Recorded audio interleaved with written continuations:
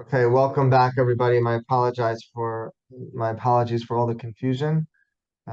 People are logging in. We sent out the updated link, so we will get started in just about a minute. In the meantime, please let us know in the chat where you're logging in from, and we will get started soon. Thank you again for your patience and understanding. We have Barry Finkel from Chicago, the JGS of Illinois. Welcome. So glad that you're here. We have Shiara from Italy and Marcia from Columbia, Maryland, Golda from Missouri, Kalamazoo, Michigan, Leo Cooper. We have Howard Altman from Connecticut, Janet Eisenberg from Glen Rock, New Jersey, Stella Uliana from Chicago. Welcome, Stella. Volunteer for Jewish Gen in many different capacities. We have Bill Rubin from Jamaica Plain, Massachusetts. Okay, welcome everybody to today's Jewish Gen Talk. I apologize very much for the confusion with the link, and sometimes we don't always get it right, and really appreciate you understanding. We are, of course, here with Dr. Alexander Bader as part of our ongoing series with him throughout the spring. Just a couple of notes. As always, Dr. Bader has been very gracious to take questions at the end. Please put your questions in the Q&A. We have one more session which will be next week to make up for the session that we missed in May. And later this afternoon, when we send out the recording, we'll also include a link to register for next week's webinar. So with that, I'm going to pass it over to Dr. Bader. Thank you. Hello, I will share my screen.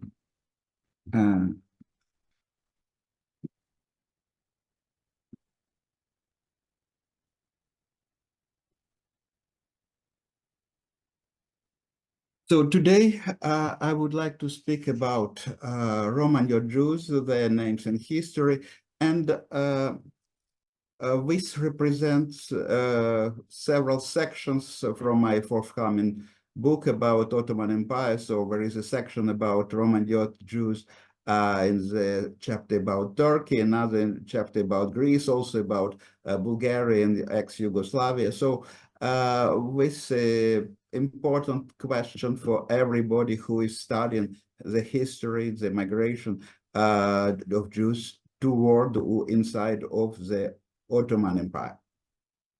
I will start with some general information, and then we will have 3 case studies. So one will concern the island of Crete in the Middle Ages, then Istanbul or Constantinople during the next centuries, and the last one concerning the modern time 20th century community of Romaniote Jews in Ioannina and Arta. Usually in the most popular textbooks, there is often, we will often find the oversimplified consideration of different, what are the groups which compose Jews, globally speaking. And very often, very distinction is just between Ashkenazi and Sephardi Jews.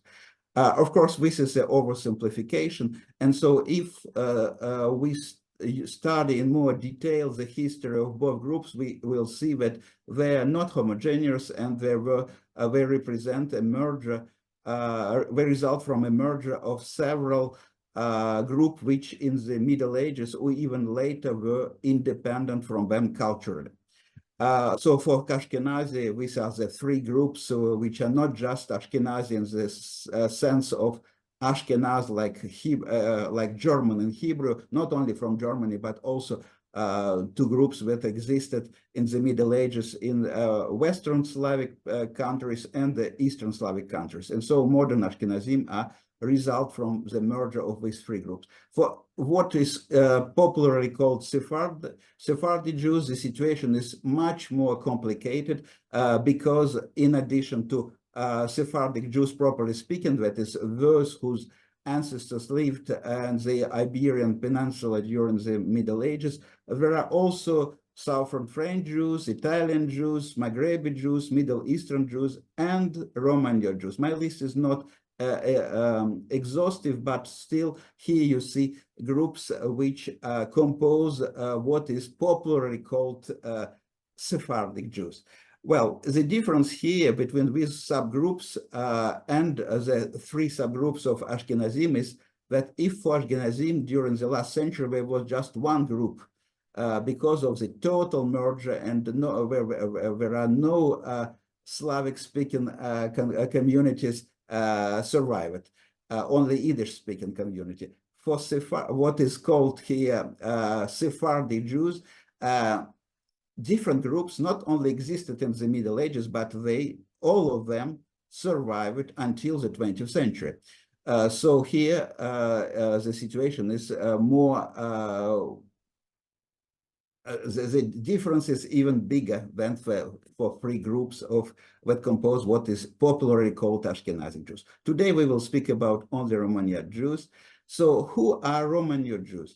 Romaniote Jews, the term, it's a historical term which is very commonly used in historiography. It corresponds to Jews who are Greek-speaking.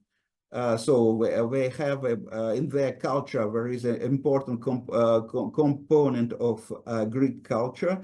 For centuries they were using Greek language or a dialect, Judeo-Greek dialect based on the Greek language, and they lived in the territories where the local non-Jewish majority was Greek-speaking. So it corresponds roughly to what until the Middle Ages was the Byzantine Empire.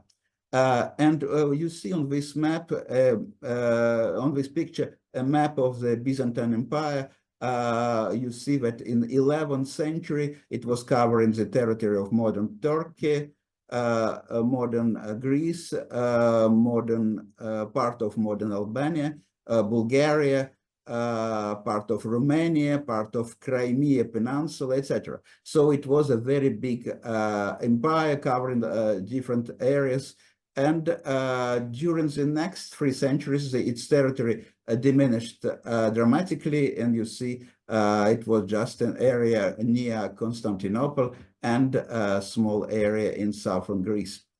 Why Romaniote? So since this area was a part of Roman Empire, and after the fall of Western Roman Empire, this became the only existing Roman Empire. So Eastern part remained for centuries as a Roman Empire. And so Jews who were living in this Roman Empire were called Romaniote. And since the empire was in the eastern part of the Mediterranean, and the everyday language was for many people was, not all, but for many people in many areas was Greek.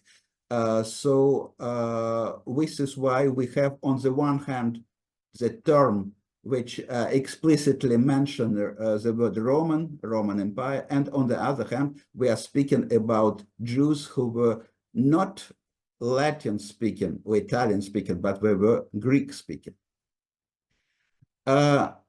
According to the travel book by Spanish medieval Jewish traveler Benjamin of Tudela, we have some estimation for the second half of the 12th century. So he visited all these places and he noted, after speaking to local rabbis, local leaders of communities, about what is the approximate number of Jews living in this area. So you see there were hundreds of Jews living in the islands of Chios, Rhodes. The biggest number was in the capital city of the Byzantine Empire, Constantinople, but there was also a large community in Salonika, and actually in southern Greece there were also large communities like in Thebes and Corinth. All this community at that period, they were Romaniote, so they were a Greek-speaking community with a special Greek Jewish rite, religious rite, different from what is later called Sephardic rite to Ashkenazic rite. So religious rite on their own and Greek language in their daily life. There were the dramatic events of the beginning of the 13th century changed totally the map, the political map of this area. You see that after the fall of Constantinople, after the sack of Constantinople by Crusaders, who were Catholics, there was a Latin Empire founded in this part, and actually the rump areas of the Byzantine Empire existed for some time only in what is now Western Greece, so the territory of Epirus, and central part of the Asian part of Turkey, so of what is usually called Anatolia, of this area. But otherwise, all other areas were governed by Catholic rulers and different rulers. And what is also important for the history of Romaniote, a number of islands, including Crete, Corfu, Negroponte, Rhodes, became possession of the Republic of Venice. And it was in this area that we find the first references, detailed references about Romaniote Jews and their names. So the first use case is the island of Crete, and as an example of Venetian possessions during the Middle Ages. So the earliest Romaniote surnames appear in the documents, Christian documents, Venetian documents from the territory of different islands that were possessed by the Republic of Venice. It is at the end of the 13th century in Negroponte. Today it's the city of Chalcis, that we find a document that mentioned two Jews, one with the last name Kalomiti, that in Greek means good nose, and another Galimidi. What is interesting, these two names survived until today. But this was a rare exception. The largest documentation what we have about Venetian possession and names of Jews who lived there correspond to the island of Crete. And so during the 15th and 16th centuries, we have hundreds of documents dealing with local Jews. And so for that reason, we can find what are the names, last names used and first names used by Jews who lived there and during this time. We find numerous names based on different Greek place names, like Axiote, Candioti. Candioti means in Greek just someone from Candia. Candia is the medieval and Italian or Venetian name for the island of Crete, and also for its capital city, which is today called in Greek Heraklion. Kapsali, it is a small town north to Crete. Karidi, Coronel. So Coridi is a very interesting example. It means walnut in Greek, but I don't think it is really coming from this word. I think it is coming from a village in Crete with this name. And in some documents we have the name Karidi, but starting from some point, we often find, instead of Karidi, we find the name Egozi. And Egozi is just a Hebrew translation of the same word, so based on the root meaning walnut in Hebrew. Coroneo, Messini, Politi, Rodoti, Salonikio, Virioti, all of them come from different places that today correspond to the territory of Greece. And all of them survived until modern times. We have also one name that I was not able to find during the next century, Atalioti, from the Greek name of the city, which is today called Antalya in Turkey. Such name as Mavrogonate also survived until our time. That means literally a black knee in Greek. I don't think it is a nickname. I think it is some place name that had such meaning, because I cannot imagine for what reason a person could receive a nickname meaning black knee. Philosoph, it's not a Greek name. It's based on the Hebrew word for philosopher, and it appears also for the first time in medieval Crete. And there are also some names for which I was not able to understand their origin, like Korkidi or Karphokopa, but I'm sure they're also of Greek origin. In island of Corfu, during that time there was also a large Jewish community, but when I looked the data dealing with Jews who lived there at this period, I was not able to find Romaniote surnames except for Mustaki, also survived until our time, and with me just one with Mustache in Greece. In Greek, and other people who live in Corfu, either they had no last names, or they had names revealing their non-Romaniote origin, but origin from Sephardic origin, or Ashkenazic origin, or Italian origin, but not Romaniote.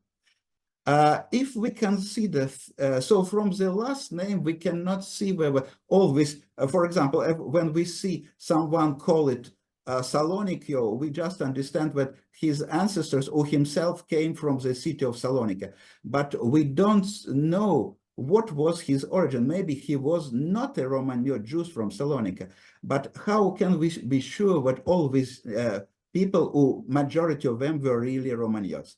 From the first names, because if we consider first names, and the best testing tool is to see female names.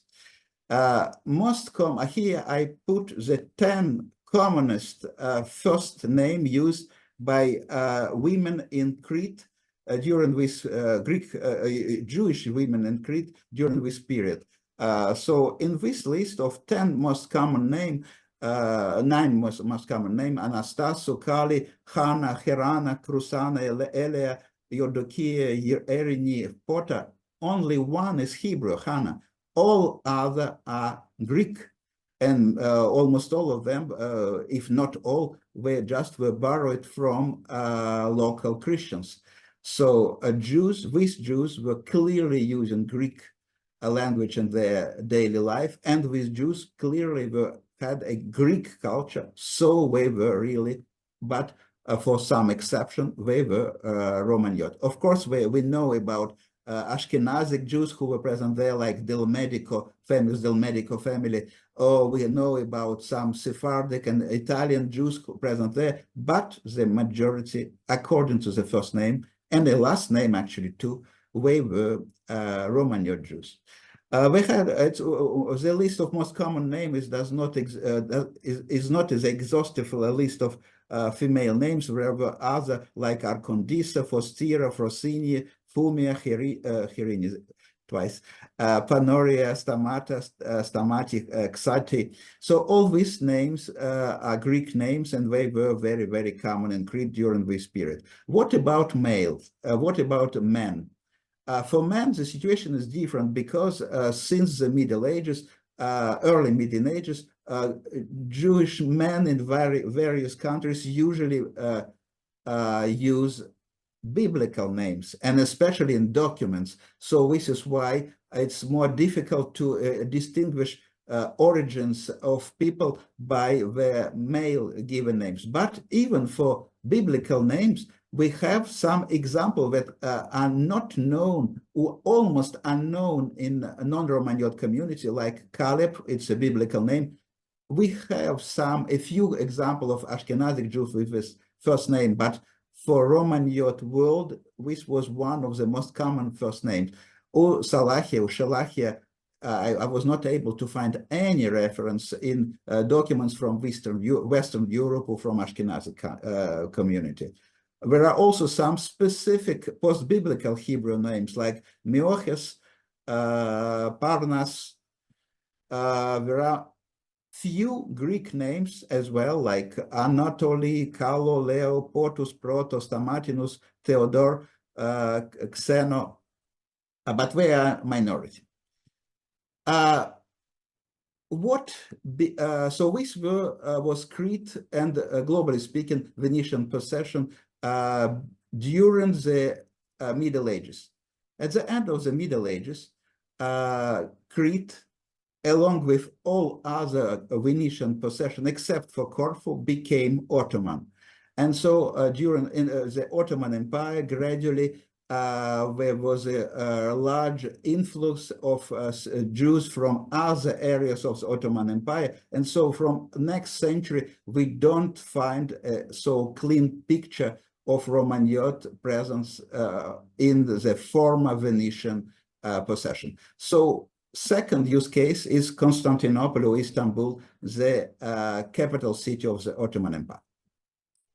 So here you see the map of the Ottoman Empire during its first centuries of development. So it started just in the western part of Anatolia, then it spread out to east and to west, covering gradually one part of Europe and one part of Asia, and then gradually all areas that were inside of former Byzantine Empire, including southern Crimea, including Bulgaria, Serbia, Albania, Greece, Turkey, of course, they gradually became Ottoman. And the same was true, you see here in green color, the acquisition during the 16th and 17th century. They included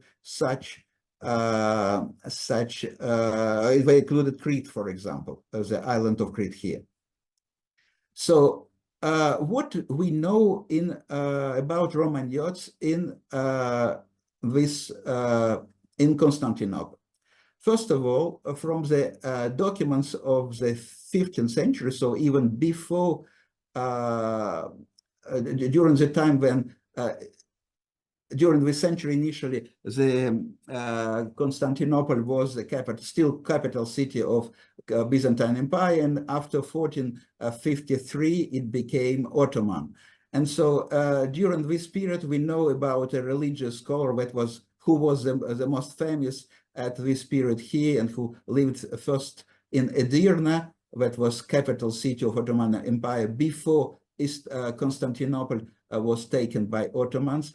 And after that event, he moved to Istanbul, to Constantinople. So again, his name is of Greek origin.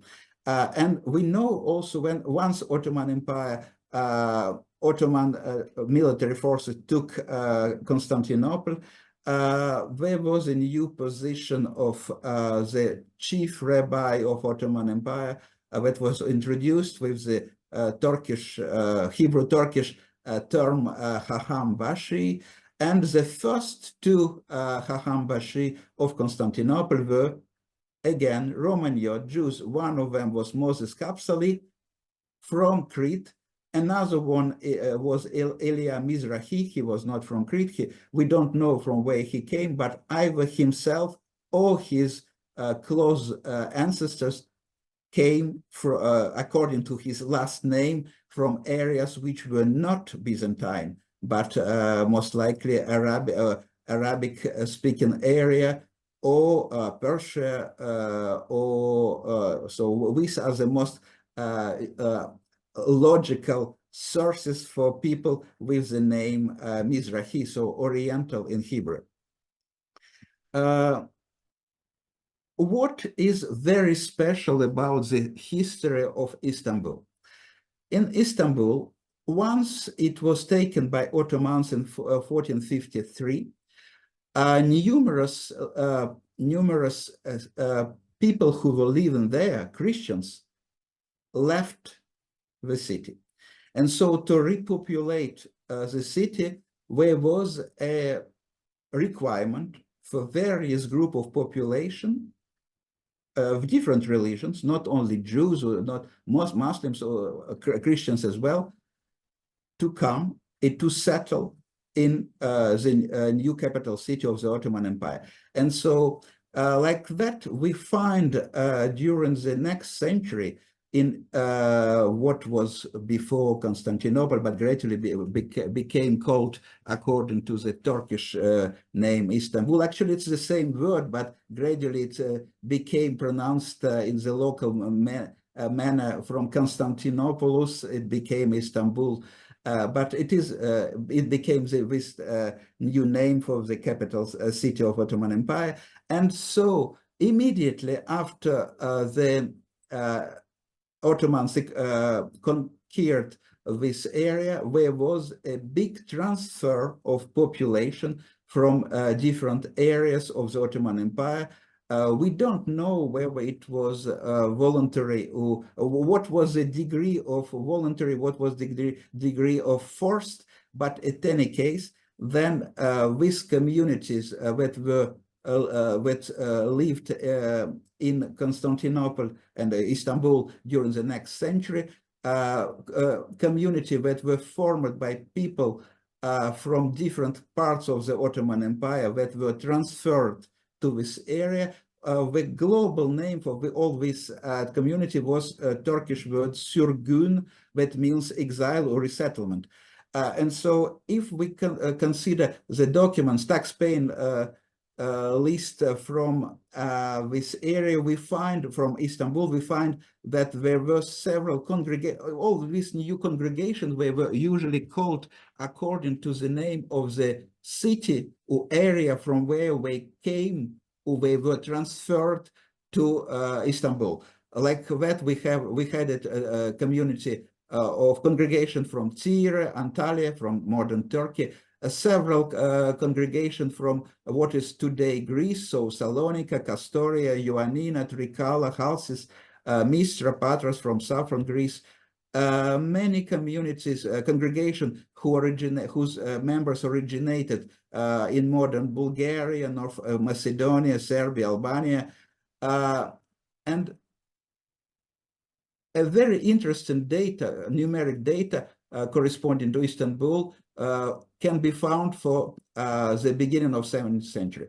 In this tax-paying list, we find where the total number of Jewish households was 2,187, and distribution by congregation. So I made a calculation summarizing various groups according to the places from where their ancestors came. So Romaniote, at the start of the 17th century, that means more than 100 years after the expulsion of Jews from Iberian Peninsula, so after the mass arrival of Sephardic Jews to different parts of the Ottoman Empire, and surely Istanbul or Constantinople was one of their main destinations, along with Saloniki and Edirne. They, even at that period, Romaniote represented the majority of local population. Sephardim, properly speaking, so congregation corresponding to various Spanish, Portuguese community were counted for about 22%. Southern Italian, so from Sicily, Apulia, Calabria, about 10%, Ashkenazim and Karaites of 3%. And there are some community whose name was not clear, was not allowing to understand from where they came. So this is what I call uncertain origin. They cover 10%. So what occurred later? There was a merger, gradual merger of different groups. So you have seen that the three main groups were Romaniotes, majority, a second group Sephardim, third group Southern Italian. And so these three groups underwent in Istanbul a total merger during the next decades and centuries. So what was the events that were important for this merger? in 1633 and 1660, there was a destruction of all Jewish quarters because of conflagration. And so after that, this conflagration, after this great, what was historian call great fires of Istanbul, there was a mass relocation.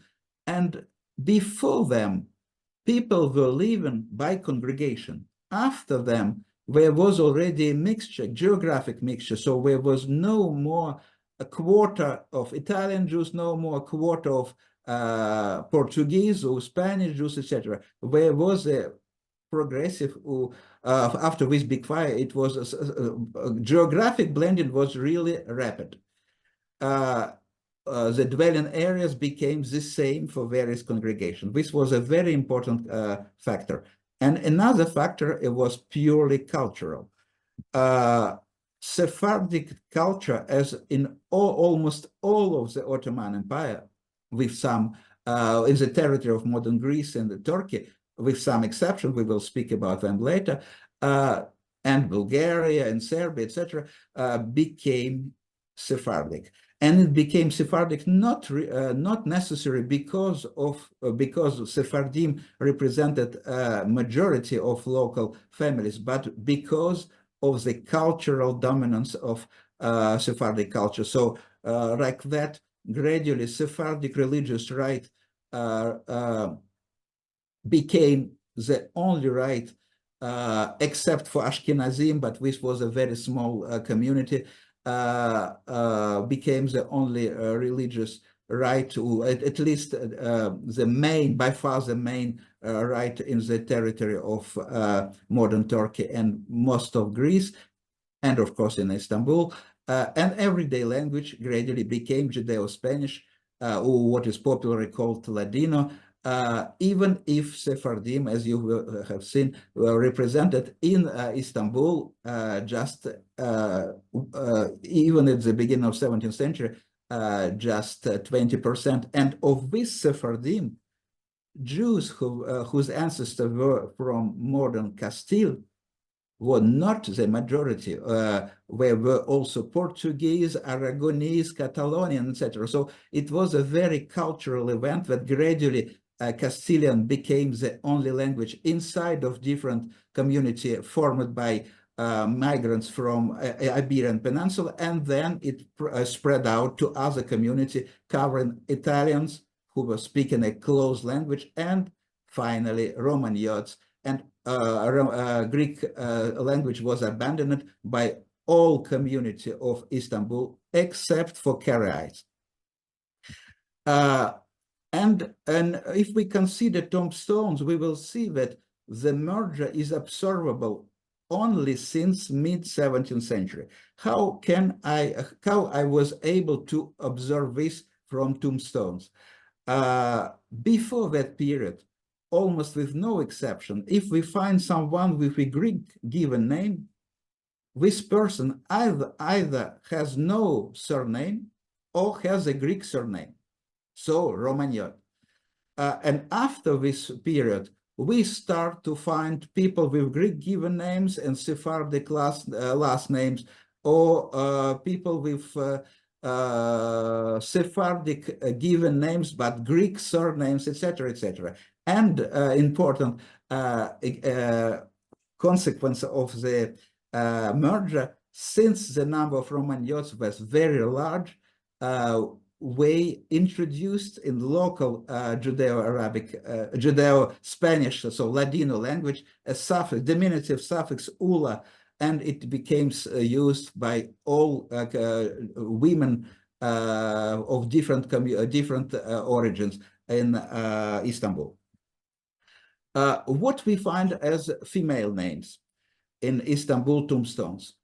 Many Greek names, Ephedra, Chrysi, Kursi, Farati, Gerasa, Kalomira, Kokona, Manaka, Mikri, Panorea, Pelistera. Some of Greek names that we find in Istanbul, and important part, are the same as those that were present in Crete. And so we clearly face a common origins of these two cultures, because even with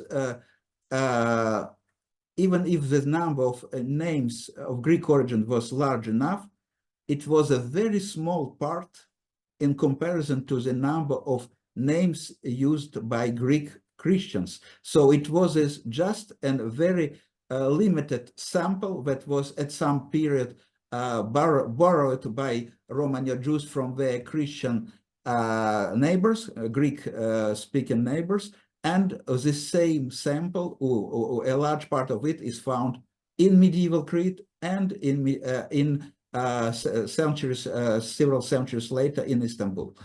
We also find Greek names with the Greek diminutives like Archondopoulo, Esteropoulo, Hodula, Horsula, Esterula, Mirula, Simula, like from Simcha. So you see this example with a diminutive Greek suffix for female names. And we also, I was able just to find just one specific Hebrew name that I was not able to find in a non-Romaniote community, Jaffa, beautiful in Hebrew. I was not able to find it until modern time for Sephardim and Ashkenazim. For men, we find some biblical names which were not found in other community at that period. Caleb, what I mentioned already for Crete, but also some other names like Asa, Joab, Yoktan, post-biblical Parnas. It was also used in Crete. Greek name like Ifemda, Papulo, Polychrono. Some names of Turkish or ultimate Turkish or Arabic origin, but that were buried by these Romaniote Jews like Bali of Turkish origin, Shabani of Arabic origin. And we find a sample of Romaniote surnames. A large majority of them are the same as those found a few centuries before in Crete, like Axiote, Kalomiti. Interesting here, some Kalomiti, starting with some moment, some of them are continue to be called Kalomiti, so good knows, but some start to be named in Hebrew according to Hebrew translation, Afnaim. So it's clearly the same family, but some of them would translate their name from Greek to Hebrew. Candioti, Kapsali, Caridi, with the translation to Hebrew, Egozi, Galimidi, Stamati, and some names that were also found in Crete, but we cannot be sure that they really, this family came from Crete. They could be just family from such towns like Koroni, or from the island of Rhodes, like Roditi, or Saloniki, from Salonika, all from Greek place names. We also find some names based on Greek place names that were not found in Crete, like Castoriano from Castoria, Gallipoliti from what is now Gelibolu in Turkey, but before it was Gallipoli in Greece. The name Greek meaning meaning just Greek in Greek language, and Misitranov also from a place in southern Greece. And some last names, they are not Greek, but they correspond to Hebrew names, first names that became gradually last names, like Asa, Bali, Kalev, Meyoches, Polychrono, Yoav. For me, these are also markers of a Romaniote family in Istanbul. And there is a name about which I spoke already when we discussed and during another session the origin of Judeo-Spanish language, the name Bihar, which was one of the most common names at the beginning of 20th century in Istanbul. Actually, it was the third one after Cohen Levi. And what is Bihar? In the early tombstones, we find it as a just Hebrew acronym between the first name of the person and the first name of his father. So Jacob Behar Moshe means just Jacob, son of Mr. Moses. And so we find these are the copies of tombstones from pictures from tombstones of Istanbul, 16th century or 17th century. And so the expression behind it is Ben Kevod Rabbi, so son of a honorable Jewish man, so son of Mr. And why I think that most people having this last name are of Romaniote origin, because a majority of Sephardic Jews who came to Istanbul, who globally speaking to Ottoman Empire, they had already surnames, and so people who started to be called Bihar, and for whom at the beginning of the 20th century only, or end of the 19th century, and before we were not having any hereditary last name, and they were using just Bihar as the between the first name of themselves and the last as the first name of their father. These people are unlikely to be of Sephardic origin because of the absence of hereditary last name up to the turn of the 20th century. So this means that the odds are high that these families are either of Romaniote or of Italian origin, because for many Italian Jewish family also came without last name. But why I think still that Romaniote are much more commonly common for this name? Because I compared names in Salonika and in Istanbul. In both places, there were large number of Sephardim, there was large number of Italian Jews, but Romaniote Jews lived almost, there were almost no Romaniotes in Salonika, and big number in Istanbul of Jews had Romaniote ancestors. And an excellent correlation. In Salonika, we have almost no Bihar, and in Istanbul was by far the place where the number of Bihars that appeared suddenly at the turn of the 20th century was extremely high. And Istanbul was by far the place where the descendants of Romaniote Jews was represented the majority for all of Turkey and northern, southern, or eastern Greece. Last use case, Ioannina and Arta. So what is the difference between these Jews from Ioannina, Arta, and Jews from medieval Crete and Istanbul? The difference is that these congregations that existed, not only Ioannina was the largest Romaniote congregation at the start of the 20th century, but it was not the only one. On this map, I indicated the communities where the Romaniote religious rite was the principal religious rite, and the local Jews were mainly Greek-speaking at the beginning of the 20th century. So this is true for Ioannina, this is true for Arta, a smaller community in Preveza, one part of Corfu, a community in Chalcis, and Athens, the capital city of Greece. But at this period, it was a very small community that was composed clearly of people who came from, most likely, I think, from these places. So this is why local Jews, mainly small congregation, was speaking Greek and was using in their daily life the Romaniote religious rite. What can we find from the analysis of Romaniote, of these communities of 20th century? I looked to the, we have, fortunately, we have detailed documents about last names and first names of this community.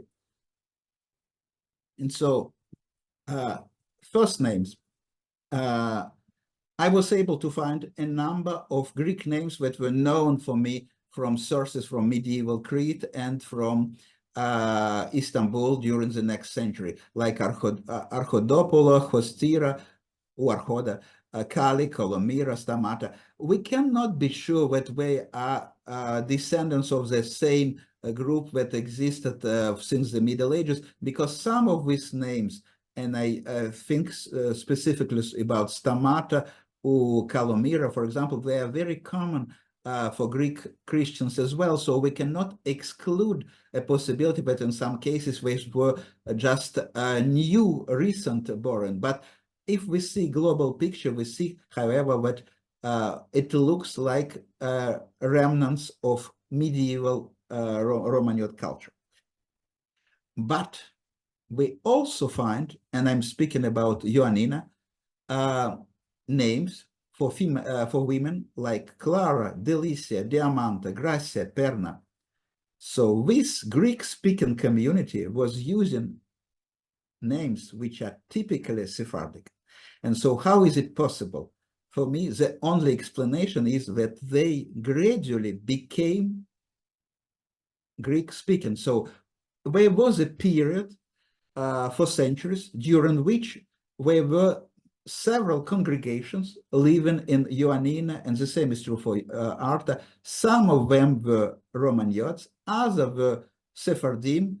There were also Italian Jews, so there were all three groups living there with their separate congregation, but gradually, if in Istanbul the main culture became Sephardic, in Ioannina and Arta, gradually the main culture became not Sephardic, not Italian, but Romaniote. And this does not mean that all these people are Romaniote, had Romaniote ancestors. Some of them they do. Others had ancestors from Italy. Others had ancestors from Sephardic migrants from Iberian Peninsula. But the existence of this female given name, we had clear traces that some ancestors, some generations ago, they were speaking Ladino. Otherwise, we cannot explain why these first names survived in the Greek-speaking community. What about surnames in Ioannina and Arta? We have a few names that are known as Romaniote names in other places. Kapsali, which was known in Crete and Istanbul. Politi, again. Castoriana was known in Istanbul, but not in Crete. But a large majority of names based on Greek language were quite recent. And many of them appeared just during the 20th century. And so when we see such names, what can we learn from this? We can learn that these people were not using any surname, or maybe they were using some surnames betraying their Italian or Sephardic origin, some of them. And since globally speaking, there were in this community, there was a large Romaniote component without any last name, without a tradition to use surnames. Other families of Italian, with Italian or Spanish or Portuguese ancestry, they could also gradually abandon surnames even if they were using. And local Greeks, Christians, were not using surnames either, so there was no tradition to use for surnames by neighbors, Christian neighbors, and like that, if we consider just Jewish records from the turn of 20th century, we will find that except for Cohen and Levi, there were almost no surnames used. And so when all these names like Balomenos, Borbolis, Halazis, Halkomatas, Katsaros, Kokinos, Mavrogenes, Citos, etc., Utrikalinos, meaning someone from Trikala, in a place in Greece, in Thessaly. What we can learn from this name? We can learn just the fact that were acquired quite recently. The area became part of the independent Greece. There was a need to take surname, and so people choose Greek words or Greek names at that period. And so these names reveal nothing about the ancestry of these persons. They were not necessarily Romaniote. They could be Romaniote, but they could be also of other origin. Some of the ancestors could be of other origin. Another maybe largest group of Jewish surnames that were acquired, that appear in the sources from Ioannina during the 40s as a list of victims of the Holocaust from Ioannina and from Arta Preveza. These are names coinciding with male given names, like Aaron, Abraham, Baruch, Daniel, David, Elias, etc., etc. And so what this name reveal? They reveal just that their ancestors, these names were taken very recently by family that had no surname. And so they, at some moment, the names of their fathers or of their grandfathers, the first name of their fathers or their grandfathers became their last names. And so exactly like in new Greek names, these names reveal nothing about the ancestry. And actually, this pattern is very common in Greece, in Bulgaria, and in Serbia. And so from this, I, maybe not in Salonika, but in other places of Greece, in all of Bulgaria, in Belgrade, in Niš, in other places in Serbia, in Sarajevo, and some places in Bosnia, we find a large number of Jews who, at the end of the 19th century or start of the 20th century, started to use as their last names the given names of either of their fathers or of their grandparents. And so for me, such names often reveal non-Sephardim, so either Italian or very often Romaniote ancestry. This conclusion is not, it's based on my analysis of last names, but we still find some data, historical data, that are totally in line with what I told you, being based on last names and first names. So if we consider surname in Ioannina and Arta, the list that I presented before, it was not exhaustive. So here are some names that reveal clearly, explicitly, that the ancestors were not Romaniote Jews. Ashkenazi, a very common name in this area, Mizrahi. Some names and their multiple families like Cesana, Forti, Mazza, Mizan, Osmo, Palumbo, Piccirillo, Russo, all of them reveal just by their last name the ancestry, paternal ancestry from Italy. And these people were, this family were considering themselves Romaniotes during the 20th century. And also Sephardim, like Alcalai, Alhanati, Camondo, De Castro, Nachmias, Negrin, Vidal, Vital. So these names clearly reveal a non-Romaniote origin. And so what are, from rabbinical responsa of the 16th century, we find some information about what were congregations that existed in Greece, in places where often during the first part of the 20th century, local Jews were already Greek speaking. For example, Arta, clearly one of the most important Romaniote community, the second one after Ioannina for the 20th century. During the 16th century, according to rabbinical response, we find that there were four congregations in Arta. One was from Corfu, another was from Sicily, third was Calabria, fourth was Apulia. So Sicily, Calabria, Apulia are three areas of southern Italy. And Corfu means mainly Romaniote Jews who came, Greek-speaking, who came from this island. If we see Trikala was not really a Romaniote community, but we find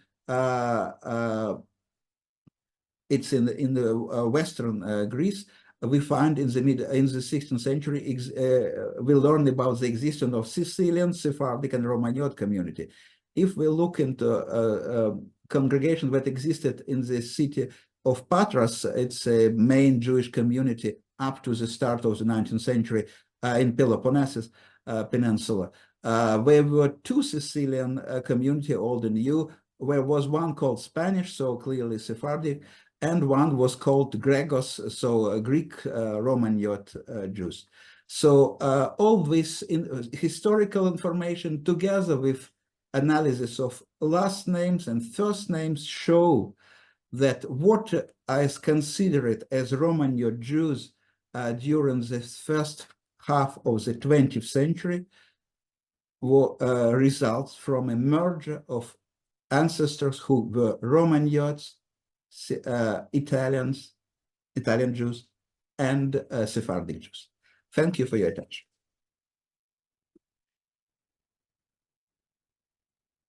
Thank you, Dr. Bader. There are a number of questions in the Q&A if you have some time. I'm looking to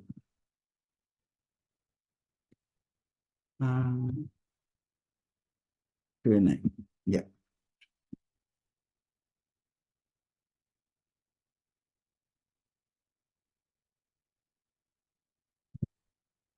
What is the difference in tradition between the Romaniote, Ashkenazi, Sephardi Jews? It would be a long story to discuss. Just please go to Wikipedia, and I'm a specialist on language and names, but I'm not specialist of religious rights, unfortunately.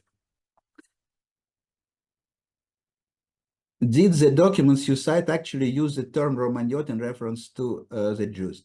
Well, the term Romaniote, it appears only in the Middle Ages. So starting with some time, local Jews, in some places, they really call themselves Romaniote, but it became especially common as a self-identification during the 20th century. And as you have seen, for example, in their rabbinical response from Patras, the local community was not called Romaniote, it was called Gregos.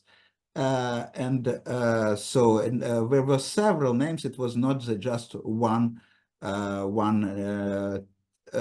would say that it really became standard in 20th century.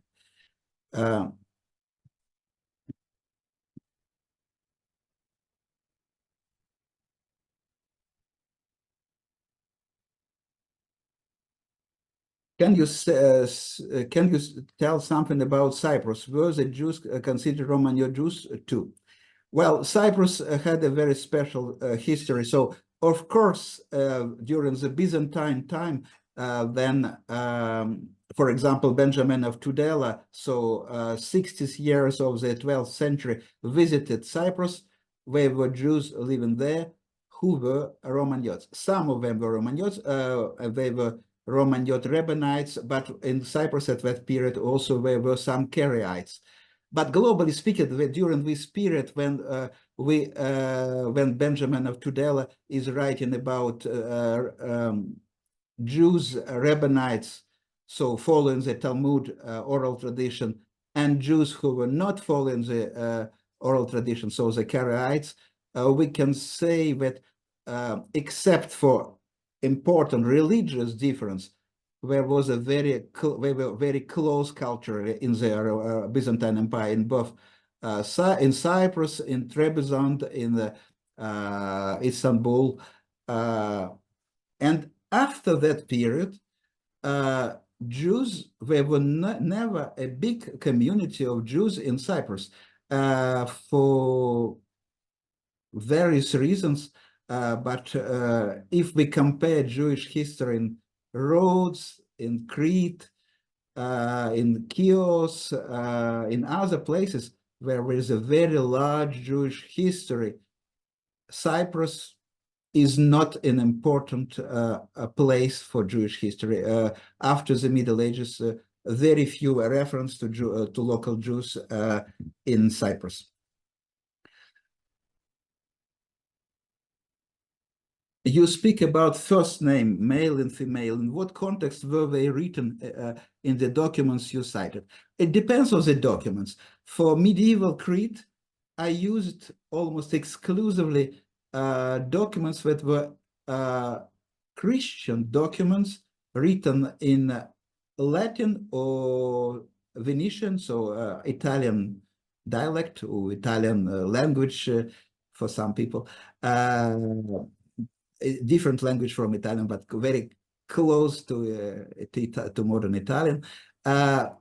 So Christian documents that were described, that were mentioned in local Jews in various transactions concerning property, taxes, etc. There are some Hebrew documents as well. For Istanbul, I used almost exclusively Hebrew tombstones. And this is why we cannot find a lot of information about Greek names used by men, because on tombstones, in tombstones inscription, what we find, it's the Shem HaKodesh, so as a sacred, as a name, the religious name, the Hebrew name, and so this is why we find very few examples of non-Hebrew name. But for women, it is their real name used during their everyday life, because there is no such tradition, so there were no such distinction between religious names and everyday names for women. For Ioannina, I used mainly a document written in a paper, a very detailed paper written in Greek during the 20th century, but by a local historian of the name Matza.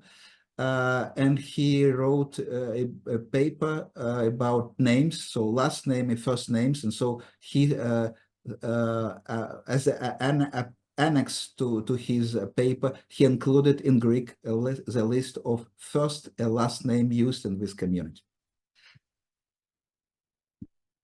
So it's a mixture of Jewish. So in this case, Matza clearly noted names that were used in the everyday life inside of the community.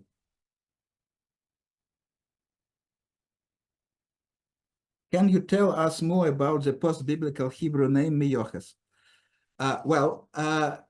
It was when I was preparing this lecture, to be honest, that I was preparing one of the slides about Hebrew names, which first names that were specific to this area, specific to Romaniotes, and I found that actually I have not a single reference in any document, Hebrew document for Western Europe, for Ashkenazim, about the name. Hebrew word is Meyuchas. But in all these Romaniote communities, the name is written, if it is written in non-Hebrew, of course, but in Greek or in Latin characters, it is really written Meyochas, and it appears actually already in the Middle Ages in documents, in Jewish documents from this area. So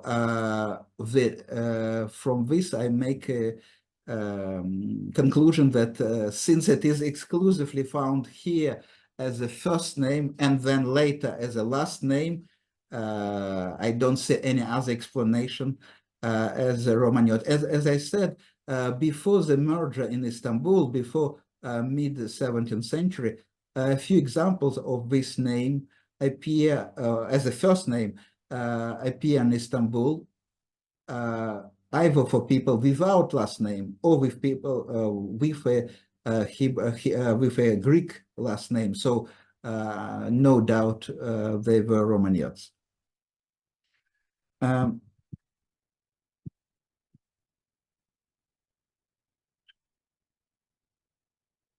In terms of ancestry, should we expect Romaniotes remain at the majority source for the ancestors to modern Jews from Istanbul?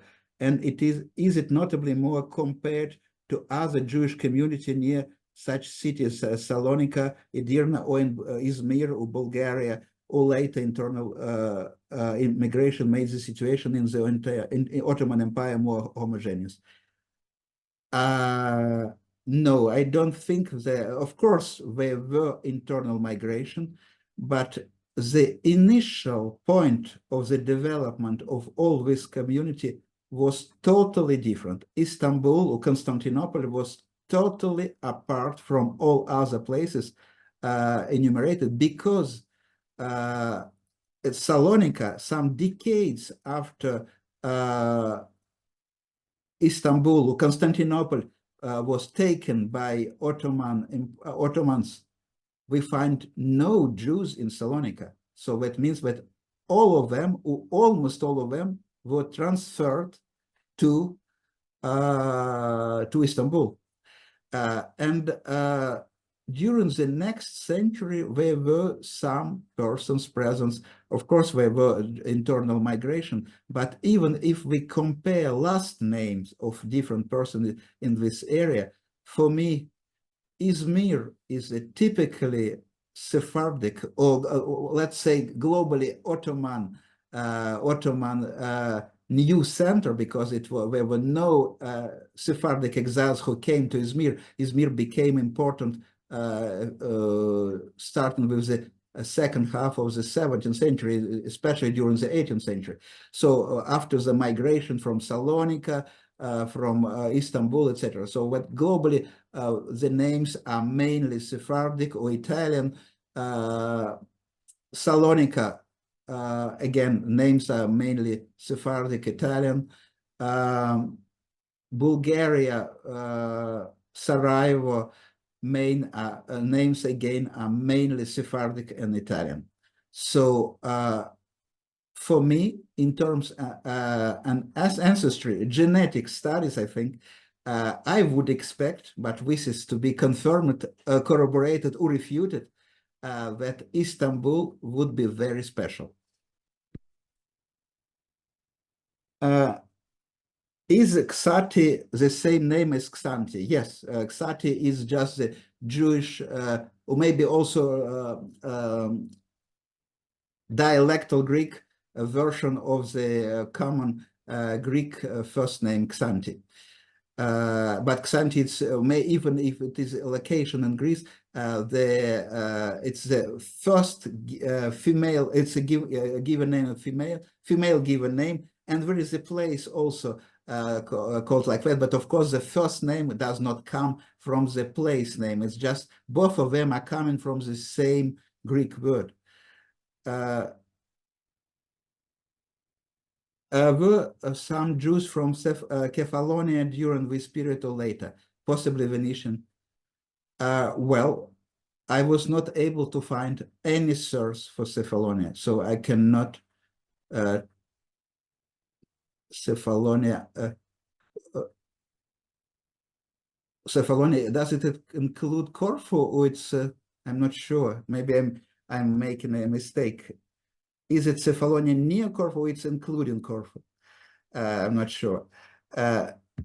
Where did the Jewish name Margulis came from? Well, this is a very famous Ashkenazic name from Poland and Ukraine, while the Litvak form is Margolis and the medieval form is Margalios in Yiddish, from the Hebrew first name, and the name appeared in the Middle Ages in Nuremberg and Regensburg. So nothing to do with Greece or with Sephardim. It's just by coincidence, the ending is the same as for many Greek names, but this is a pure coincidence.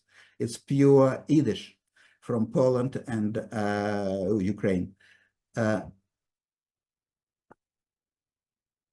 Is dominant culture, isn't it directly correlated to the ancestral origins of the community as a whole?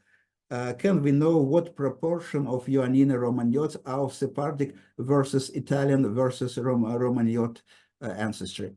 I don't think we have any linear correspondences. The fact that one community follows one rite and another community follows another rite can be due not to the statistical preponderance of people of some origin, but it can be due just to the influence of some very influential rabbis who lived there and who were extremely important for the cultural life in this area. And so these are subjective factors. And so, of course, if I would say female given names are better factors to see some proportions. Last names are difficult to take into account for any proportion because many Romaniotes had no, in Italians had no surnames. And as I explained it, because local community, if they became of Romaniote culture for centuries, some Sephardim could just lose their last names. And in this case, just when we find all these Greek names, so the names, last name corresponding to the first names at the start of the 20th century, some of them could have a Sephardic origin, but their ancestors at some moment could just lose their last name because other people around were not using last names. Other people around, both Jews and non-Jews.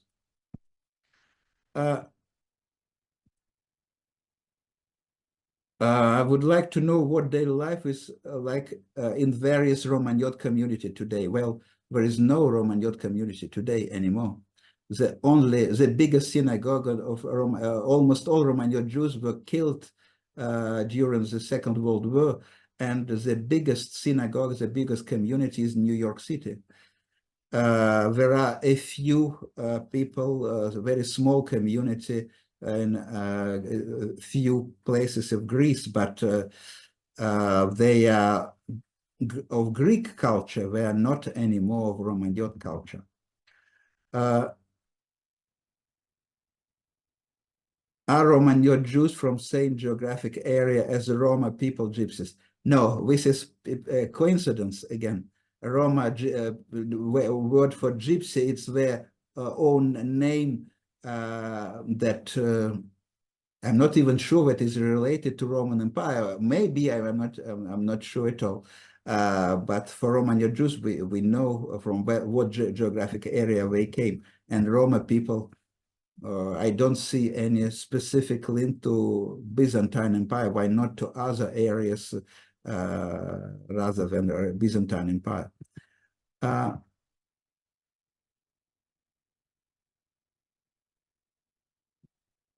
Yes, interesting question.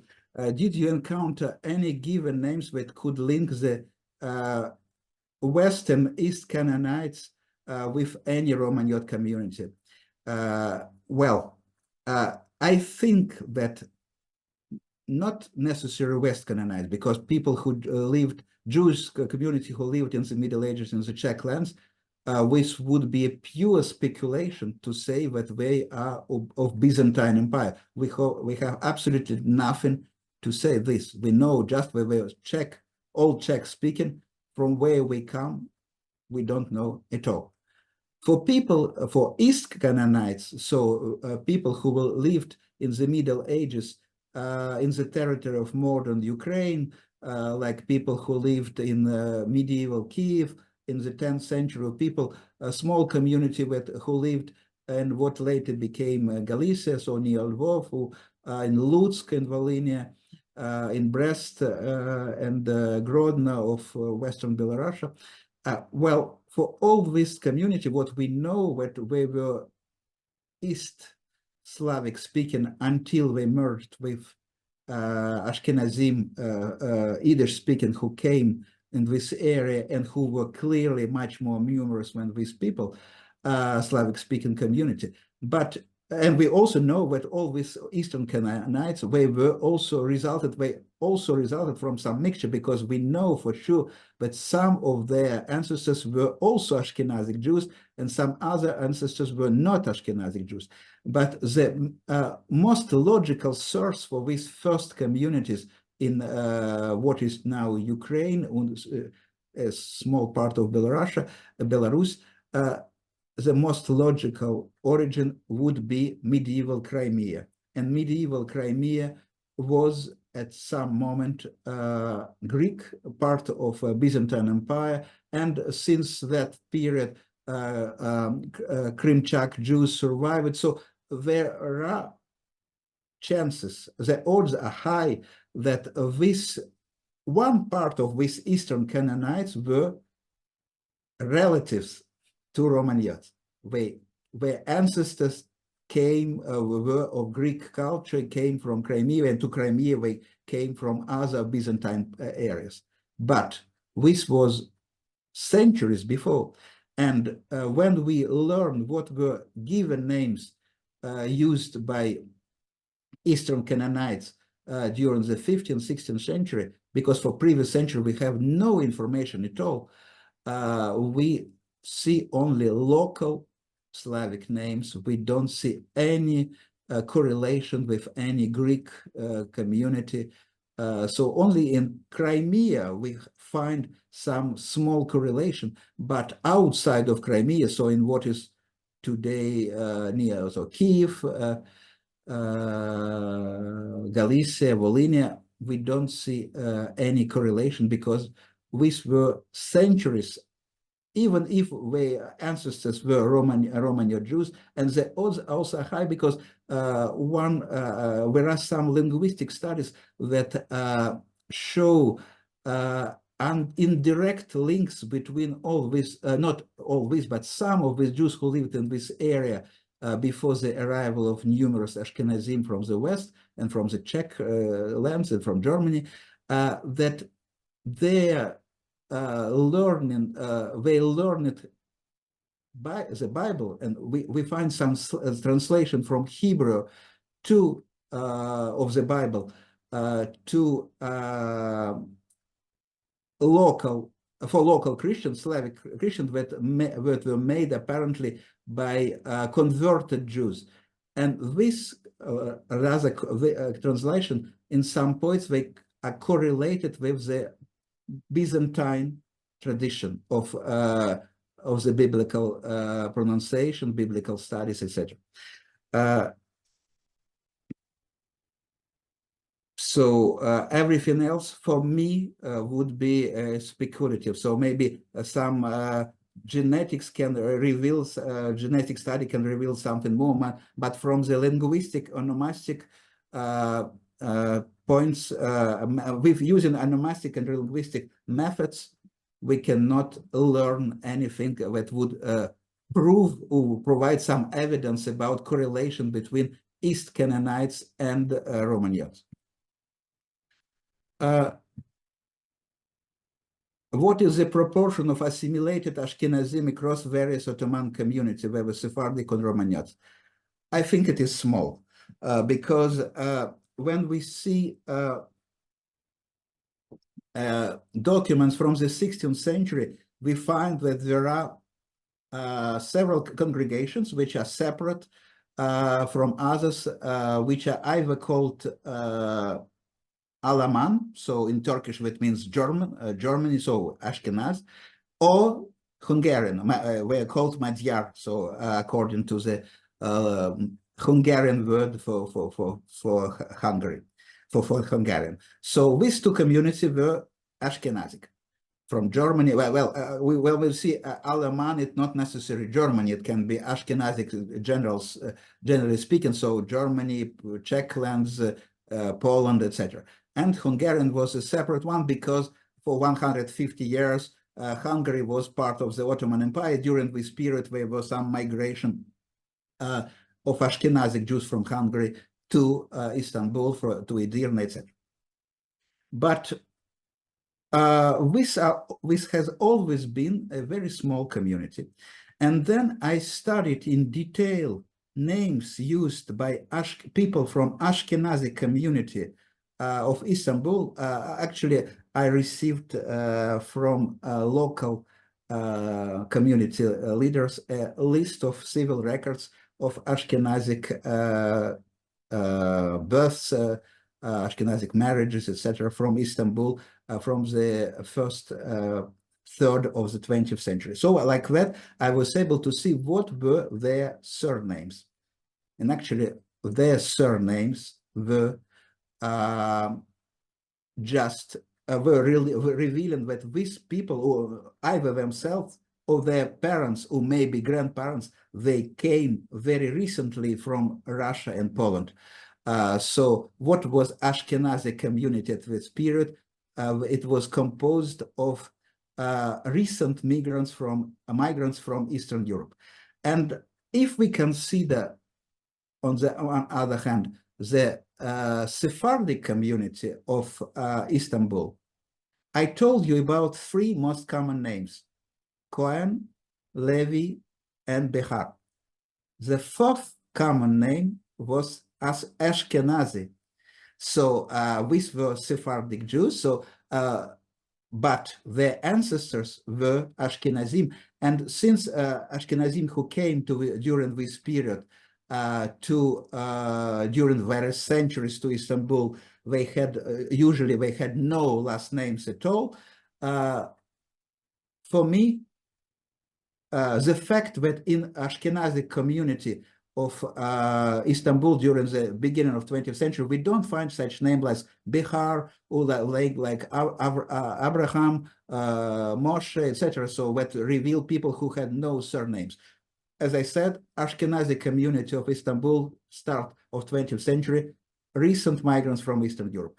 But all that means that gradually all these small people who were members of these communities of Ashkenazim or Hungarian Jews, they merged with Sephardic and Italian Jews, and they became considered as Sephardim. And the only element revealing their origin is the name Ashkenazi. So it's a Sephardic pronunciation of the word Ashkenazi. And the fifth name in this list was Mizrahi. So after Cohen, Levi, Behar, and Ashkenazi, the fifth name was Mizrahi, again revealing that a very large, important part of so-called Sephardim of Istanbul, their ancestors, at least paternal ancestors, came from non-Sephardic community, non-Romaniote community, but from other areas.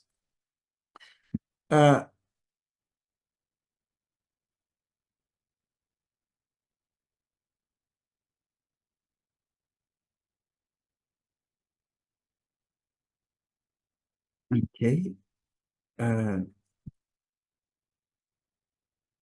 Peretz, not Peretz, was Romaniote surname. Romaniote name list probably garbled the final. Okay. Peres is a first name, and it is also a last name. And so when we find a last name Peres, and depending on the area, it was pronounced either Peres or Peretz, and it means just that this name, last name, is based on the first name Peres. And so since it is a first name, and this first name was used in all communities of Jews, I know, so Sephardim, Ashkenazim, Romaniote, Maghrebi Jews, Italian Jews, I don't see how Peres can be revealing any origin, Romaniote or other. Gerson is an Americanized form of Gershon. Not necessary. Because in Greek, there is no sh sound. So totally naturally, for Greek-speaking Jews, Gershon was starting to be pronounced Gerson, and also in many Sephardic families until last centuries, Shin was pronounced like S, so it's not an anglicized form, not necessary. I'll see any other question.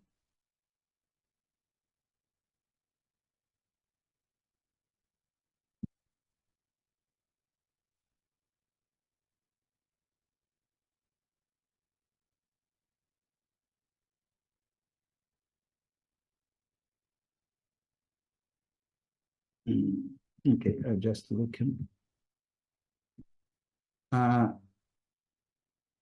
Given the surname Hunyo from Rhodes, how would you investigate its origin, whether it is Sephardic or Romaniote? Very interesting question, because I was working on the dictionary portion on my book. I'm continuing working on the dictionary, my portion of my book just now. And just yesterday, I was working on the name Cuneo. which is a very common name in Salonika, in other in Istanbul, etc. And it has a variant Hunio, or even Hunio. In all Hunio I know, they originated from Rhodes, and some of them came to Salonika, some of them came to Istanbul. And since all in Rhodes itself, we find not only Hunio, but also Cunio, I'm sure that both these names are no more than variants of the same name. In medieval Spain, there is not a single mention of any name that could be close to Junio or to Cunio. In Ottoman Empire, the earliest references I was able to find, they correspond to Salonika. It was 200-300 years after the arrival of exiles from Sephardic Jews. And for me, I have an impression, the only explanation I have now, it's a name from the place, small place Huni in Greece. There are several places sharing this name, and O is the same Greek suffix of someone from such name as Koronio, someone from Koroni. It's a saffron Greece former Venetian possession. U Salonikio, someone from Saloniki. So the root and the suffix for me betray a Romaniote origin. Just a few names. Similarity in Romaniote surnames between Crimea and Venetian and Greek areas. Well, there are no Romaniote surnames in Crimea. In Crimea, we find only surnames either based on local Crimean Tatar everyday language. These are recent names. The oldest name corresponding to migrants, they are typical Ottoman names, so they can be either of Spanish, so Sephardic origin, like Trevgoda, so Traguada, a Spanish name that became Trevgoda in Crimea, or Italian, Polastro, in Ottoman Empire became Poiastro, and in Crimea became Piastro. It's one of the most common Krimchak name. There are also Confilio, that to my mind is also of, it is of a Romaniote, rather Romaniote name. So maybe this one, Confino, no, excuse me. It is from southern Italy. So I don't see any Romaniote surname in Crimea. And Venetian Greek, yeah. Thank you for including the name Candioti. Any idea why all people with the name seem to have originated from Gallipoli? Do you think they are all related, or did they just choose the name? I think they are all related, but when you say that people with this name living today, they originated from Gallipoli, maybe it's true, but I was studying where this name was present during the previous century and previous centuries, and so the earliest references are from Crete, and then we find in Istanbul, and then we find in other places. So maybe the branch that came at some moment, I don't know from where, maybe from Istanbul to Gallipoli, or from Crete to Gallipoli. Maybe this branch became prolific at some moment, but otherwise the name, I think this name is mainly, it can be monogenetic actually. Maybe all this, all ancestors came from, well, the name indicate explicitly that that ancestors came from Crete, but because Candioti means someone from Crete or from Heraklion, but it's quite possible that the surname itself is just monogenetic.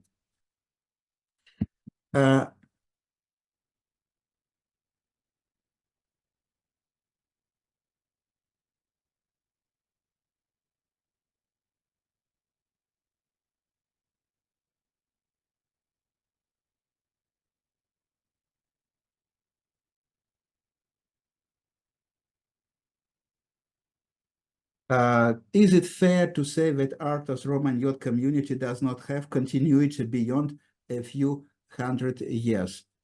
No continuity, it depends on the sense of continuity, no cultural continuity, for sure, because until several centuries ago, there was several congregations and the community was not Romaniote. Romaniote became Romaniote gradually. But whether there is a genetic continuity, maybe it was the same person who gradually shift to the Romaniote culture. This is quite possible. I don't see any clue from names or from language.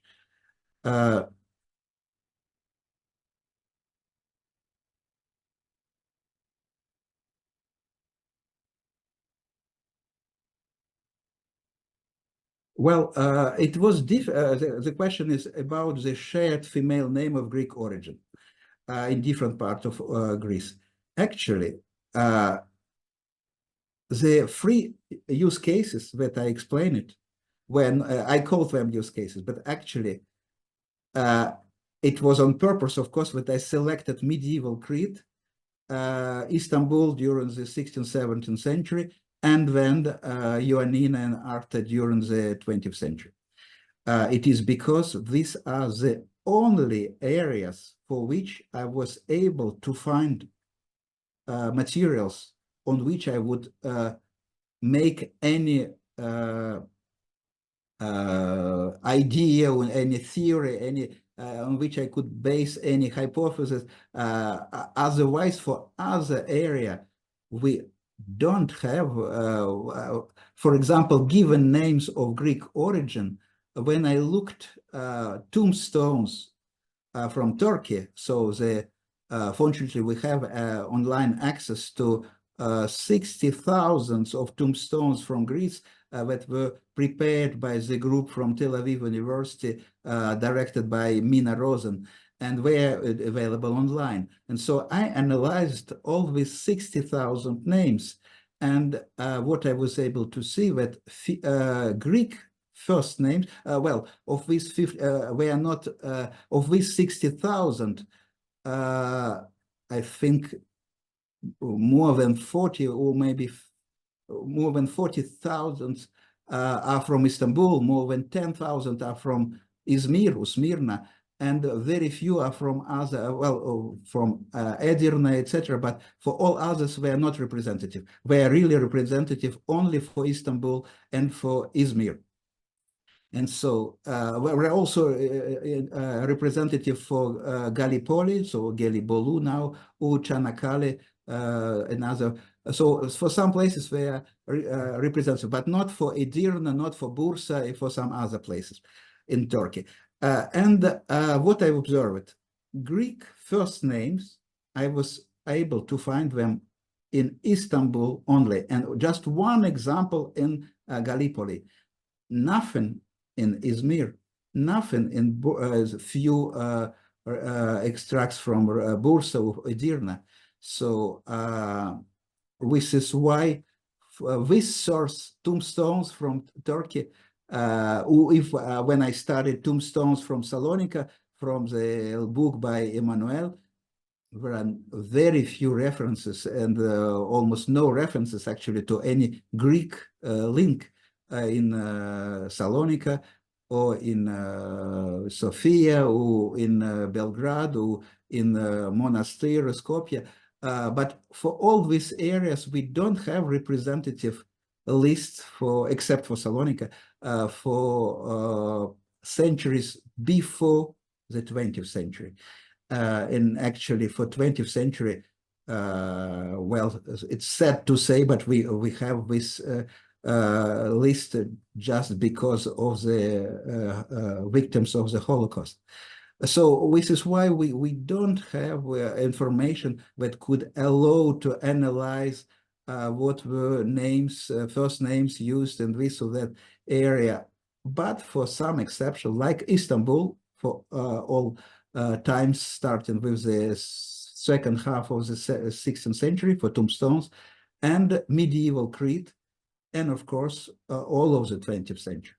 So for other places, we don't have a list that would allow sources that would allow us to extract representative list of first names to make any conclusion that would not be speculative.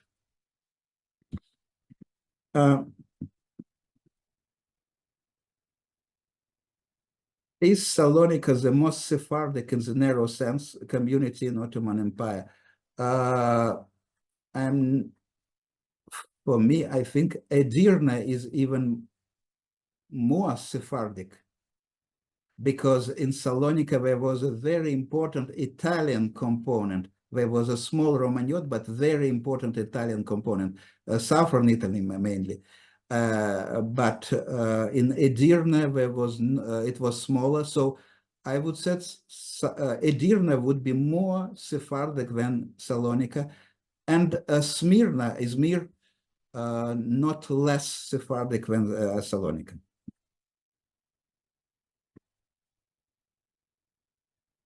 So the last name Kofina, it's another name on like Cuneo e Cuneo, on which I worked not yesterday, but just 2 days ago.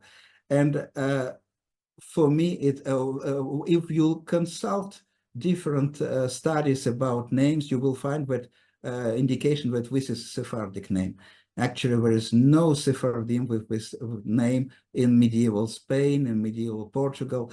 And usually people consider this to be Sephardic because the most common form, modern form, is Confino, that has a meaning in both Spanish and Italian, etc.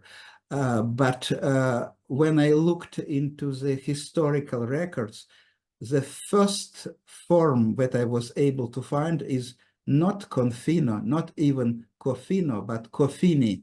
And it appears first in southern Italy and then in southern Greece, so maybe migrant from southern Italy. And so it is most likely of either southern Italian or southern Greek origin. And then it became gradually Cofino, and then later it acquired the internal N, it became Confino, but it is not a Sephardic name. Usually Cuneo is associated with Italian origin and not Romaniote. I know this, but I was not able to find any explanation, Italian explanation that would explain Cuneo. And the problem with the Italian, with the putative Italian origin for Cuneo or Junio, is that there are two variants, as I said. Cuneo and Junio, and Junio is written with het in Hebrew, and it appears with h in Greek. And in Italian, we don't have this sound.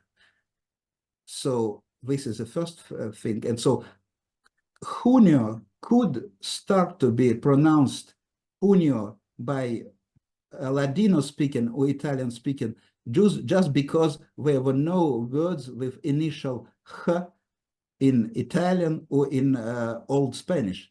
But Cuneo could not become Junio because there is no phonetic, linguistic reason for K to become pronounced H, because K is present in all these languages. And this is one thing. And another thing is, when I studied in detail names of Jews of Italy, and this is part of my book published 5 years ago about Italy, southern France, and Portuguese community, so Western Sephardim, not a single source refers to any name close to Cuneo or Junio. And so this is why people often consider that Cuneo is of Italian origin, because in northern Italy, there is a city of Cuneo in Piedmont. And so the name, surname, Jewish surname, sounds like a city in northern Italy. But we don't find any reference to Jews from northern Italy migrating to Ottoman Empire. We don't find any reference to northern Italian Jew having the surname Cuneo. And as I explained it, even if the first initial form would be Cuneo with K, there would be no reason for this name to become in Rhodes Island and in Salonika, partly in Istanbul, to become pronounced with het, Cuneo, and in Greek become to pronounce h in Greek. So this is why I think the idea of Cuneo being of Italian origin is just because of coincidence between this name and the name of the city in northern Italy. Just phonetic coincidence. Dr. Bader, maybe we'll do just one more question. Yeah. I'm just looking the last one.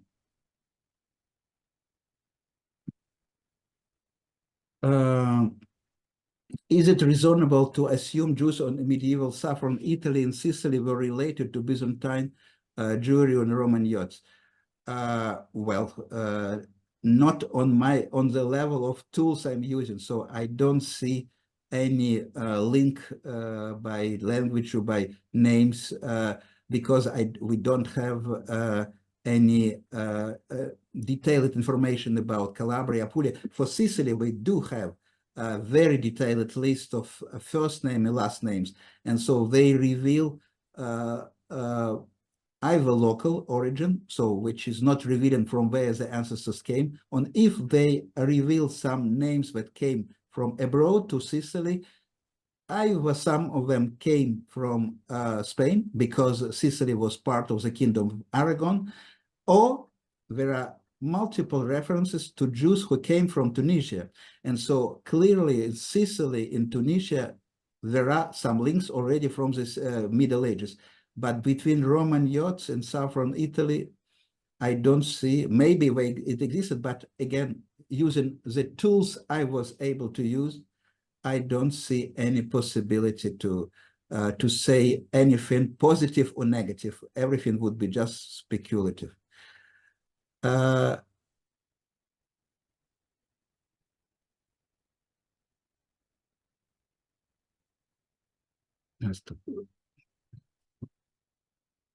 Okay, maybe just less.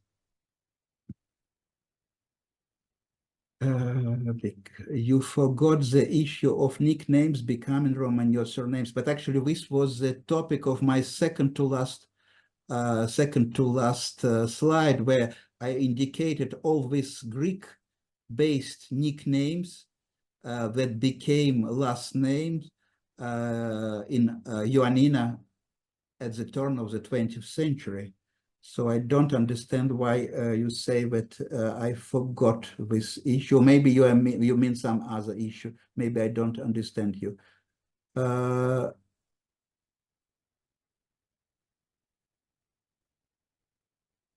Okay.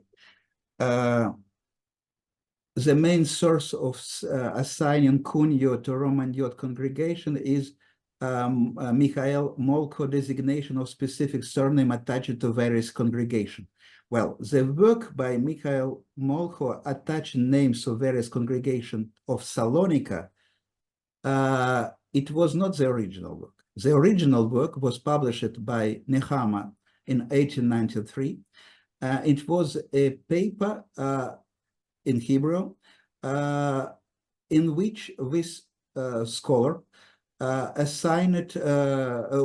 indicated for Salonika different congregation, and in Salonika congregation based on names of places from where the ancestors came existed up to the 20th century. So Nehama, who was the uncle of the famous historian of Salonika, Nehama, he was a local community leader, and he wrote during his life, he went to different synagogues, and he noted the names of Jews who were members of various synagogues.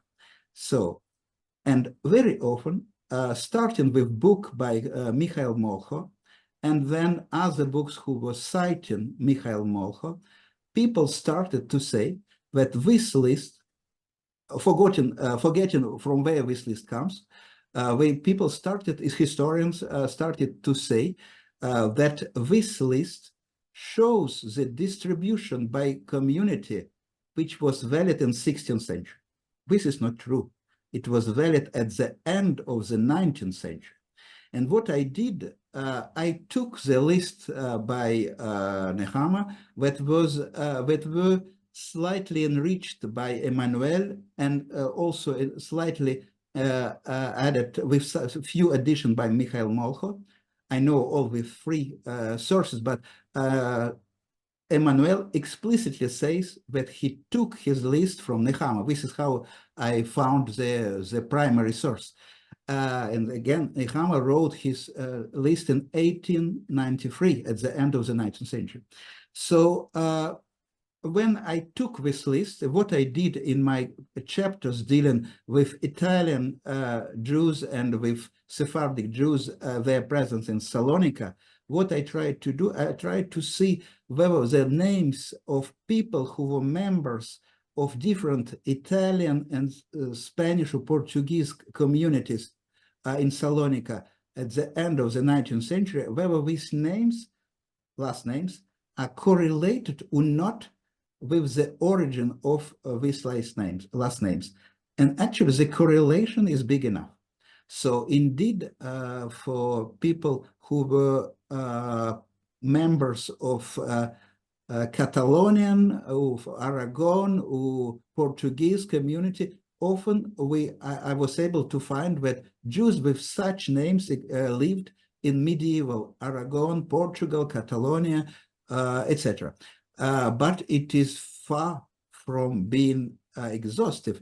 It maybe one half of the community they still had names that were revealing the places of origin of their ancestors, places from which the ancestors came and joined this congregation. But for at least one third, maybe even one half, and for some community, depended really on community. But for many community, I was able to see, for example, Ashkenazi community of Salonika, it was composed at the start of the 20th century of almost exclusively people having names revealing that their ancestry from Italy or Spain. So they joined it with community for some subjective reason. And so this was also a reason why, for some subjective reason during the century, some people who had Spanish ancestry, Sephardic ancestry, they joined Italian congregation and vice versa. And of course, in Salonika, there was a total merger of all communities because all were speaking Ladino, Judeo-Spanish. They were no speaking Italian. They were not starting with the end of the 16th century. They were already all speaking Ladino, who was the ancestor of Ladina. So there was a big merger, cultural, religious, and only people continued to be continue to be visitors of the same synagogues, so same congregation as their ancestors. And since in Salonika there were no great fires as in Istanbul, so we can still see correlation between ancestry and belonging to specific community, even 4 centuries after the arrival of exiles from Italy and Spain and Portugal. Dr. Bader, thank you very much. This was amazing, and thank you for all your questions. We're so grateful to you for sharing your knowledge with us. Thank you everybody for coming and for bearing with us at the beginning. We have one more talk as part of this series with Dr. Bader. That will be the makeup of the one session we missed on the Jews of Syria, Iraq, and Egypt. That will take place next Wednesday, July 3rd, at our usual time of 2 p.m. Eastern Daylight Time. Following the presentation, either later this afternoon or tomorrow, we will send out a link to the recording, along with a survey link and a link to register for next week's webinar. So we hope that you will all join us for what will surely be another interesting and informative session. And again, Dr. Bader, thank you. Thank you all for joining us. Wishing you all a great rest of the week. Take care. Bye.